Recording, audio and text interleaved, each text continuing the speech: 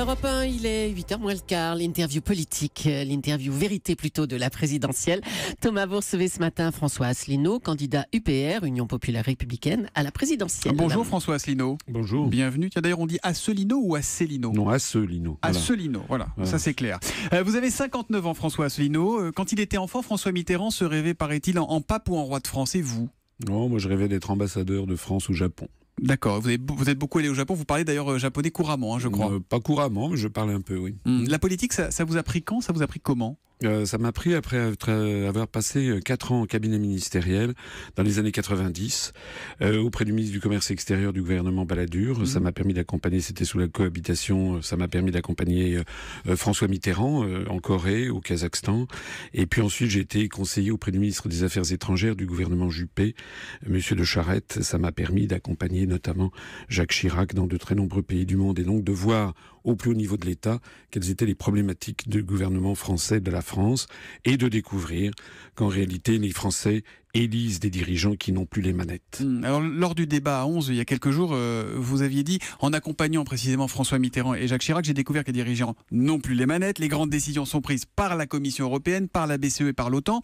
Du coup, vous voulez le Frexit. Mais pourquoi jeter le bébé avec l'eau du bain? Pourquoi sortir et ne pas réformer l'Europe? Parce que j'explique qu'en fait, on ne peut pas réformer concrètement les traités européens.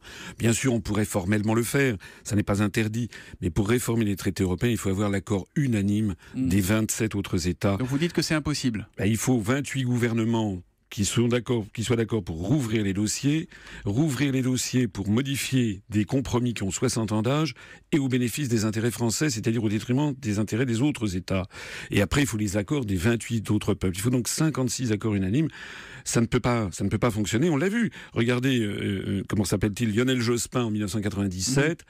Il avait promis, après la dissolution, de renégocier les critères de Maastricht. Il n'a rien renégocié. Donc vous dites on ne peut pas négocier avec Jean-Luc Mélenchon qui dit j'essaierai de changer les choses de l'intérieur. Oui, mais sinon... M. Mélenchon sait très bien que c'est pas vrai. Il ment aux Français, comme Mme Le Pen qui propose aussi de renégocier les traités. D'ailleurs, vous avez vu M. Mélenchon il commence à y avoir des pourparlers avec M. Hamon. Mais si M. Hamon a dit qu'il allait voter pour Mélenchon au deuxième tour, parce que M. Hamon, semble-t-il, est dans les choux, M. Hamon, c'est un ultra-européiste. Ça veut dire que forcément, parmi les électeurs de Mélenchon, il y aura des cocus, excusez-moi. Et les cocus, ça sera... malheureusement, on voit très bien où ça va pencher. Mélenchon, c'est le Tsipras français. Voilà. Mais la vérité, factuellement, c'est que depuis 60 ans, François Asselineau, l'Europe nous a garanti la paix. L'Union européenne, c'est 60 ans de paix. On a appris à se parler, à ne pas rester chacun dans son coin, à se supporter, à s'accepter. Mais écoutez, si l'on sort de l'Union européenne, on restera à l'ONU et au Conseil de l'Europe.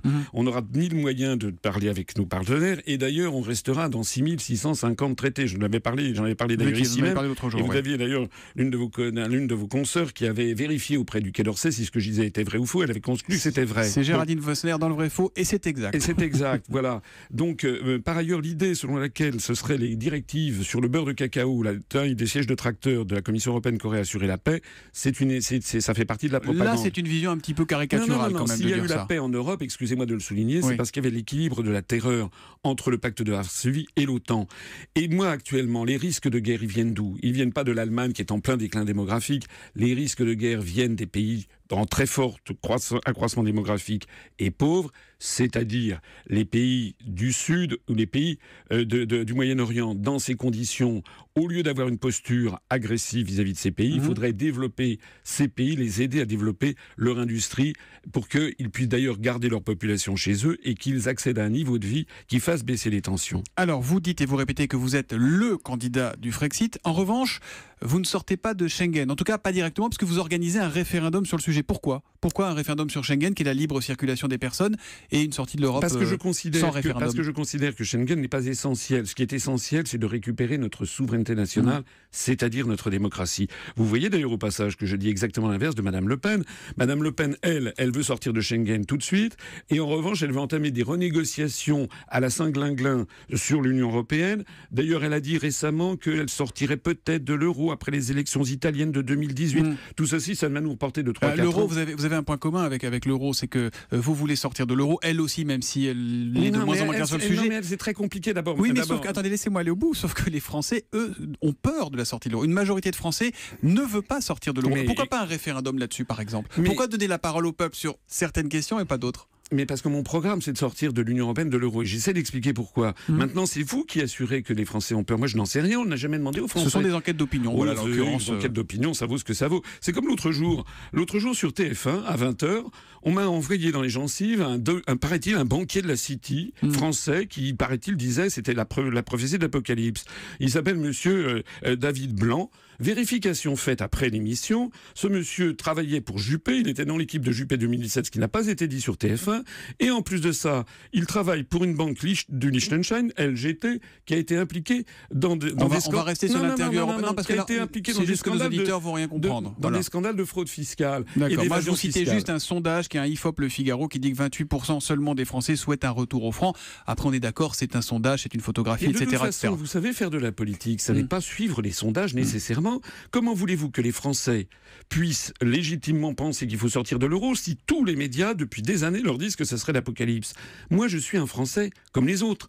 Je suis un père de famille, j'ai des amis, j'ai des enfants, j'ai des biens un petit peu. Je n'ai pas envie d'aller à la catastrophe. Si je dis qu'il faut sortir de l'euro, croyez-moi, j'ai été délégué à l'intelligence économique au ministère des Finances. Je sais de quoi je parle. L'euro est en train d'exploser et il vaut mieux en sortir avant qu'après. Qu'est-ce que vous diriez, comme votre délégué régional Daniel Bellu, que des multinationales allemandes et américaines qui ont financé Adolf Hitler étaient aux origines de l'Union européenne, François Asselineau? D'abord, c'est pas notre délégué régional. Deuxièmement, je pense que c'était pas très intéressant de point de vue politique de parler de ça en ce moment. Mais sur le fond, il faudrait entamer un grand débat sur le fond, sur les origines de la construction européenne. Vous n'êtes pas en désaccord avec ce qu'il dit? Mais écoutez, c'est un débat d'historien. Moi, je ne suis pas là en train de chercher un poste de doyen de la faculté d'histoire.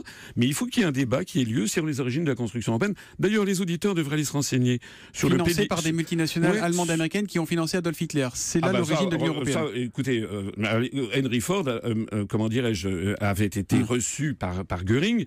C'est tout à fait exact que quelqu'un comme Walter Hallstein, le premier président de la Commission européenne, a été un juriste envoyé par Adolf Hitler en 1938 pour négocier avec les Italiens un projet de nouvelle Europe.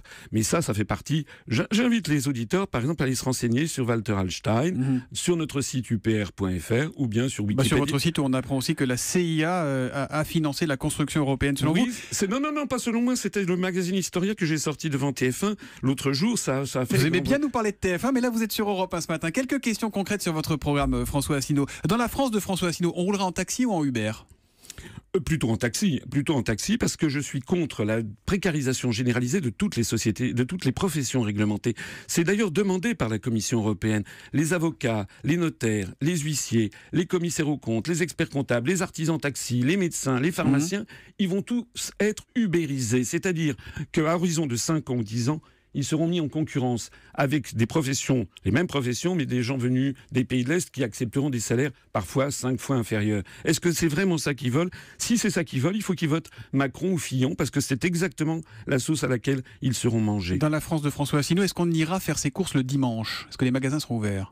Moi, je souhaite qu'on reste dans la situation actuelle, c'est-à-dire que les petits commerces puissent être ouverts le dimanche matin, mais je ne souhaite pas que l'on ouvre tous les magasins le dimanche, parce que je pense que la loi du fric ne doit pas être la vertu cardinale de la société française.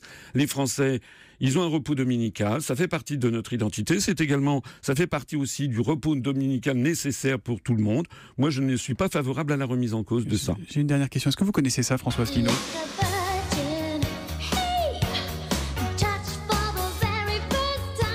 Vous connaissez ou pas? J'ai pas l'impression. C'est Madonna, non? C'est Madonna, exactement. C'est un clin d'œil puisque le lendemain du débat, vous avez déclaré « J'ai cru que j'étais Madonna ». Est-ce que c'est grisant une campagne électorale? Il paraît que tout le monde voulait faire des selfies avec vous. Oui, c'était rigolo. Bon, j'ai dit ça pour rigoler, pour faire un petit peu rire la salle, parce qu'effectivement, en l'espace de quelques heures, avant et après le débat qui a eu lieu l'autre fois avec les 10 autres candidats, d'un seul coup, je suis allé prendre un avion à Orly-Ouest et il y avait plus de la moitié des gens qui se retournaient sur moi.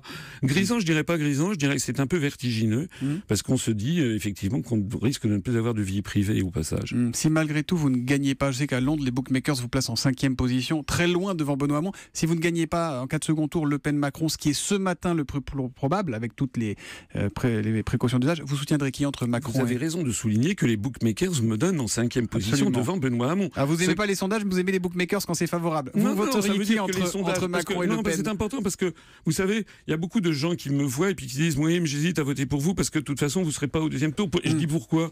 Et ils me disent parce que j'ai vu les sondages. Mais j'ai dit les sondages ils sortent d'où? Les sondages sur Internet, au passage, me donnent des scores entre Macron et Le Pen, Macron ou Le Pen? bien audacieux est celui qui peut dire qu'il sera au deuxième tour. Moi, je suis absolument pas certain comme vous que ce sera Macron-Le Pen. Certain de rien. Merci en tout cas d'être venu ce matin sur Europe 1, François Asselineau.